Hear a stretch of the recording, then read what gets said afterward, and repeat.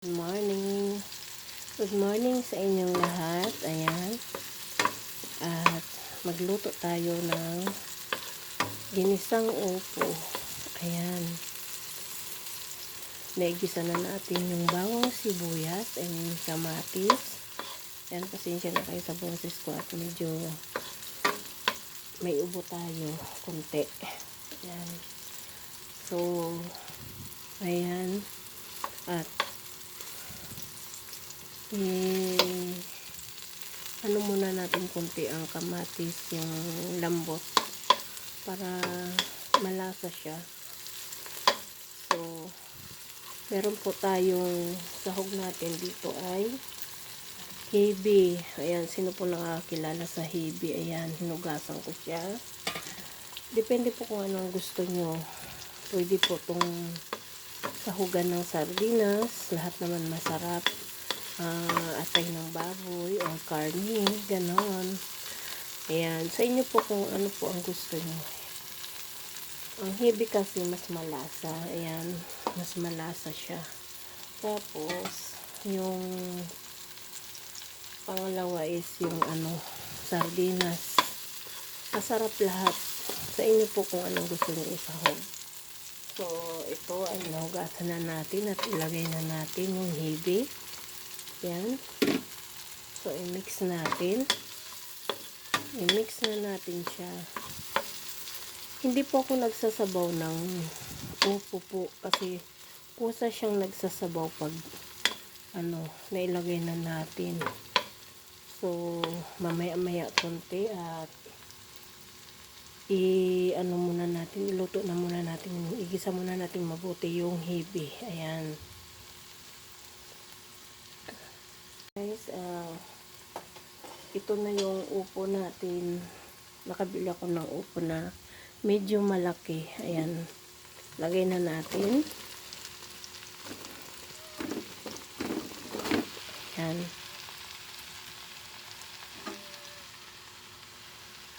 Ang likot ng video. Ay, charot. Pasensya na kayo. At cellphone lang ang gamit natin. Ayan. So, i-mix natin. Diba? I-mix natin hanggang kunin natin nasa ilalim.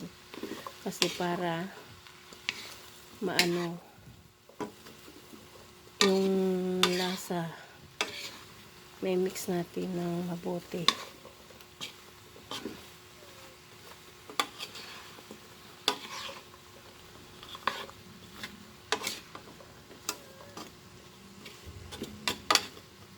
Tapos, lagyan po natin siya ng paminta. Durog na paminta. Ayan.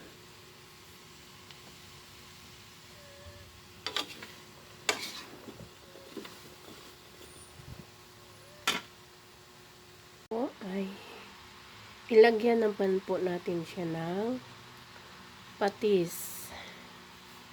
Yan. Lagyan na natin siya ng kunting patis. Ginamit ko pong patis ay Silver Swan patis. Ayan.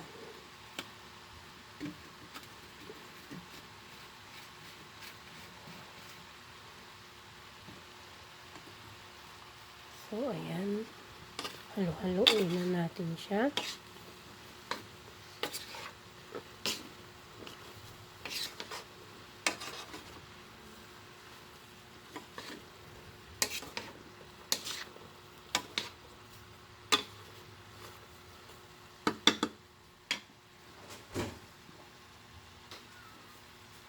At naigisa na natin at lagyan na natin lahat ng ingredients maliban sa oyster sauce. Ayan.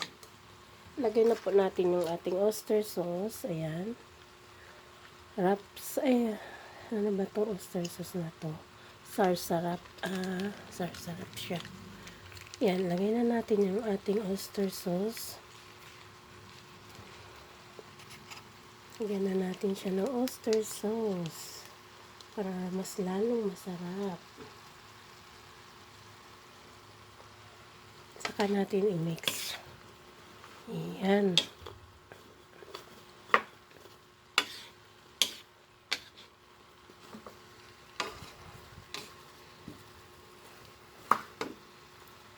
Tapos,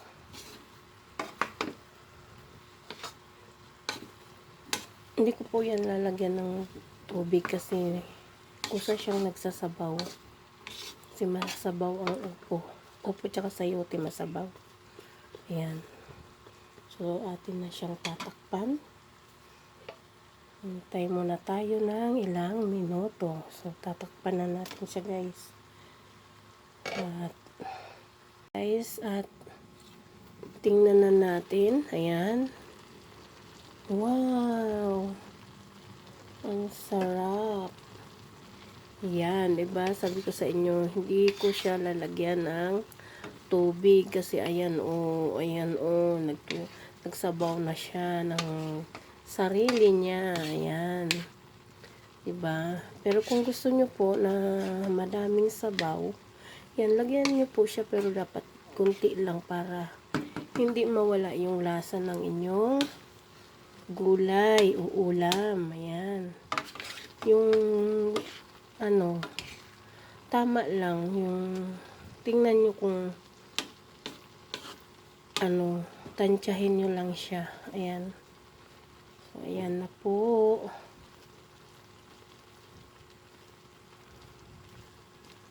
Ayan. Diba? Half cook, hindi naman siya totally na half cook natin siya ng luto siya pero half cook. Ayan, kasi ayaw ko yung masyadong lutong-luto siya kasi hindi siya masarap kainin. Sa inyo po kung ano po gusto nyo. Kasi ako, half cook lang po talaga ako nagluluto ng gulay. Luto siya pero hindi siya overcook. Ayan. Diba? Ayan.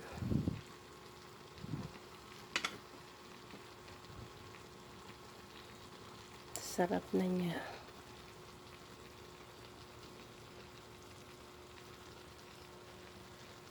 Na nga po siya. Kumukulo na.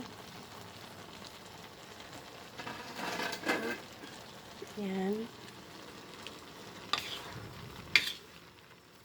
So, diba ang lasa na sarap. Wow. Diba?